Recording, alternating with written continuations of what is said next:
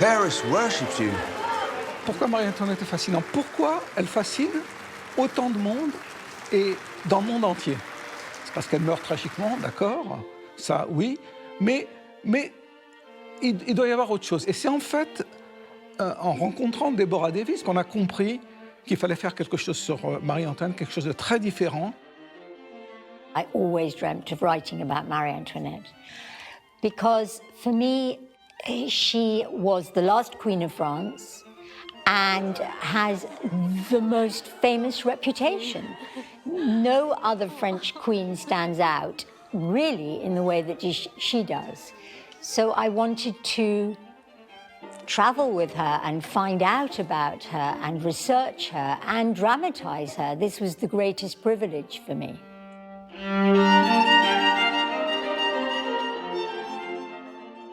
What struck me was how contemporary the relationship between the mother and the daughter was.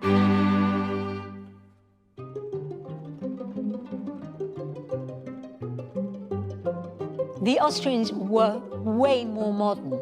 They have a really strong contemporary feel. They were much more interested in honesty and they were much more upfront. So when you read the Empress's letters, you will see straight away, or even Joseph's letters, that they were just much more like us. I don't think she as an icon will ever disappear. There is something about her that continues to attract us, to intrigue us, and that she suffered so much in the French Revolution. And I suspect there is guilt amongst the French people for what happened to her.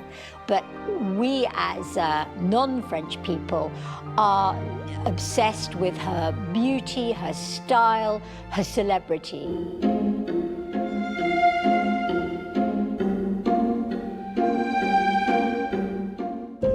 She was privileged, she was an empress, and then she was the Queen of France, but she never asked for that. She never wanted this life. So if you take a closer look, you know, she was a lonely woman. She was longing for the love of her husband. She was longing for a role in life. And I see her as a somewhat also traumatized girl, but also as a modern and emancipated woman who always tried to preserve her intimacy and her freedoms.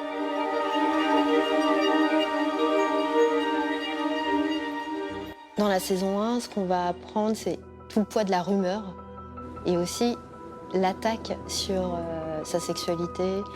Oui, ça raconte comment elle va lutter contre l'étiquette qu'on lui impose. C'est comment cette femme a voulu s'émanciper dans un monde d'hommes.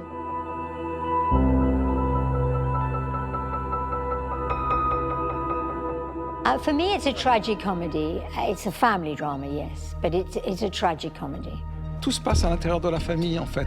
Ses adversaires principaux sont dans la famille. Marie-Antoinette, elle se cogne à sa belle-sœur, elle se cogne à son mari, elle se cogne au Premier ministre, elle se cogne à tout le monde, alors qu'elle veut juste exister et s'affranchir des jalousies, des interdictions. C'est ça qui est assez intriguant et passionnant, c'est de replacer ça au sein vraiment des liens du sang de cette famille. What the thesis is that the revolution started at Versailles in the heart of the royal family because they hated her.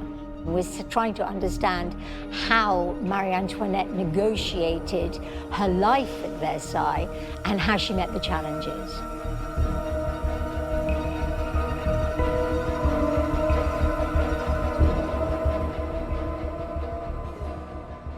Well, I was a big fan of Deborah's because of The Favourite. I thought it was a remarkable film, and she's a remarkable writer.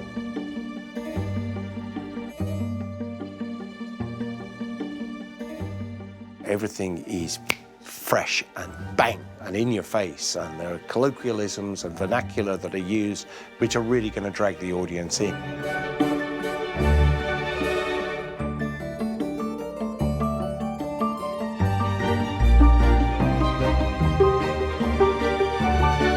She's not frightened of using modern terms, of using the parts of the language that we might find surprising, shall we say, to be in the script.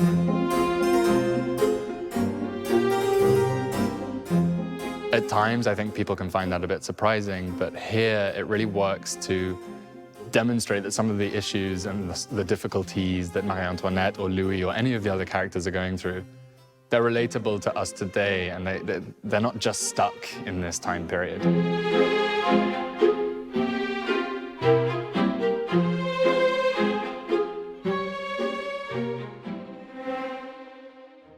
The emotions seem raw.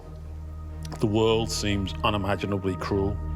And suddenly, everything you thought you know isn't there anymore. History from a female perspective is there, which we never normally see. And a darkness, an ability to get under the skin of the real world and show us something that feels very contemporary, because suddenly people are in a world where they don't control what's going on. That was what was fresh. That was what made me want to do it. I think it's time we made our announcement.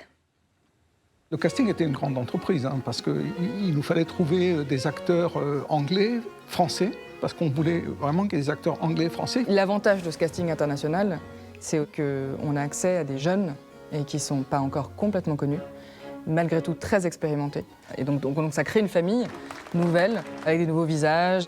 Extremely!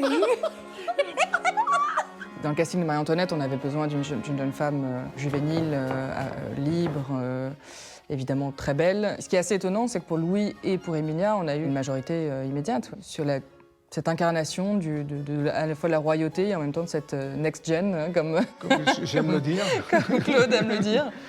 My brother has no idea what he's getting us into. Le fait qu'Emilia Schüle soit allemande, c'est un pur hasard. Il y a quelque chose dans le regard qui est tout de suite frais, elle est quelque part très contemporaine, et elle a cette part d'enfance qui est encore présente, qui est toujours là. Being strong and vulnerable is really tricky. Really tricky to to be cross at 1 minute and then to be scared the next. To be very, very forthright and then immediately wonder whether you've done the right thing. That ability to do that in the blink of an eye, that's what she could do. And she was just brave. She would go to places emotionally where lots of other people wouldn't be brave enough to go. She speaks the lines like she's just thought them. Every single moment is like it's just happened to her. There's no pretending. That's extraordinary. I've never met an actress like that before in my life.